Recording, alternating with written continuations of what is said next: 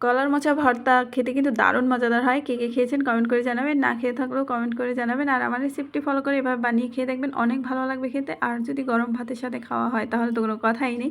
তো এখানে আমি 2টা কলার মোচা নিয়েছি। আর কলার মোচা এই যে খোসা ছাড়িয়ে ফুলগুলোর ভিতরে যে শক্ত ডাঁটটা আছে ওটা আমি ফেলে দিতেছি। এভাবে করে আর কি দুইটা আমি সব ফুলগুলো আর কি এভাবে কুটে নেব। আর একটা বাটি নিয়েছি, বাটিতে পানি নিয়েছি, যে হাত ভিজিয়ে ভিজিয়ে তারপরে করতেছি, যাতে আমার হাতটা কালো না হয়ে যায় কষের জন্য।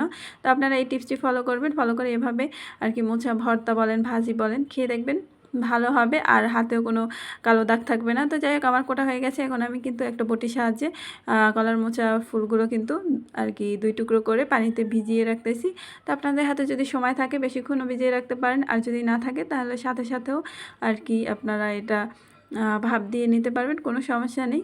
তো আমিও বেশিক্ষণের জন্য ভিজিয়ে রাখবো না, আমি আর কি প্রায় 3-4 মিনিটের মতো ভিজিয়ে রেখেছিলাম। তো যাই হোক, আমি আবার ধুয়ে নিয়েছি। ধুয়ে নেওয়ার পর চুলায় একটা কড়াই বসাই দিয়েছি, কড়াইয়ের ভিতরে একটু পানি দিয়েছি, পানি দেওয়ার পরে কলার মোচাগুলো দিয়ে দিলাম। আর সামান্য একটু হলুদের গুঁড়ো দিয়ে দিয়েছি, দেওয়ার পরে একটা ঢাকনা দিয়ে ঢেকে দিয়েছি আর কি সিদ্ধ হওয়ার জন্য। এই যে দেখেন, আর হলুদের গুঁড়ো দিয়েছি যাতে কালারটা সুন্দর আসে এর জন্য। যদি হলুদের গুঁড়ো না দিতাম তাহলে কলার মোচাগুলো একদম দেখতে বিচ্ছিরি দেখাতো, মানে কালো কালো হয়ে যেত। তো যাই হোক, আমার কিন্তু সেদ্ধ করা হয়ে গেছে। আমি পানি ঝরিয়ে এই যে একটা শিলপাটায় আমি বেটে নিতেছি। তবে আমাদের বরিশালের মানুষ কিন্তু এটাকে শিলপাটা বেশি একটা বলে না, পাটা পুতা আর কি এরকমের বলে। তো যাই হোক, এই যে আমি কিন্তু বেটে নিতেছি সবগুলো। দেখেই তো একদম মানে ক্ষুধা লেগে গেছে। তো যাই হোক, আমার ওইগুলো বাটা হয়ে গেছে মোছা। তারপরে আমি 3-4টা কাঁচামরিচ আর রসুন বেটে নিয়েছি এগুলোর সাথে। মনে হইতেছে দেখি যে ভর্তা হয়ে গেছে, একদমই না।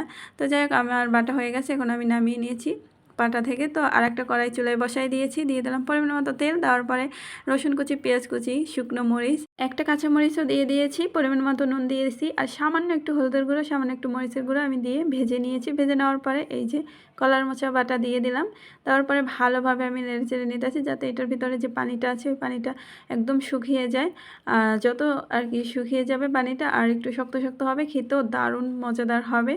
তো আমি কিন্তু এই যে একদম চুলার আঁচটা লোতে রেখে তারপরে এভাবে নাড়াচাড়ার উপরে রাখতেছি। তো কিছুক্ষণ নাড়াচাড়ার পরে দিয়ে দিলাম ধনিয়া পাতা কুচি। দেওয়ার পরে আবার ভালোভাবে একটু নাড়াচাড়া দিয়ে দিতেছি, যাতে ধনিয়া পাতাটা একটু সেদ্ধ হয়ে যায়। আর ধনিয়া পাতা তো কাঁচাও খাওয়া যায়, কোনো সমস্যা হয় না।